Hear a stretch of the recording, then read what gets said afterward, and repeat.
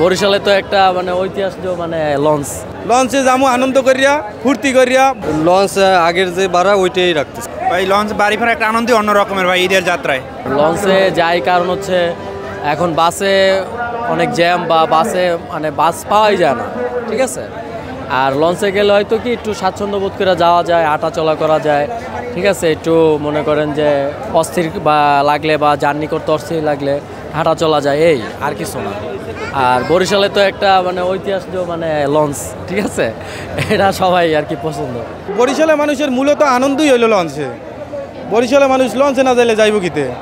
বরিশালে মানুষের লঞ্চে যাওয়ার একটা আনন্দ আছে, উপভোগ আছে। ঈদের আনন্দটা লঞ্চের গাড়ি আইলেই দেখা যায়, কোলাহল, মানুষের ভিড়, খুবই আনন্দ মুহূর্তে একটা অবস্থা।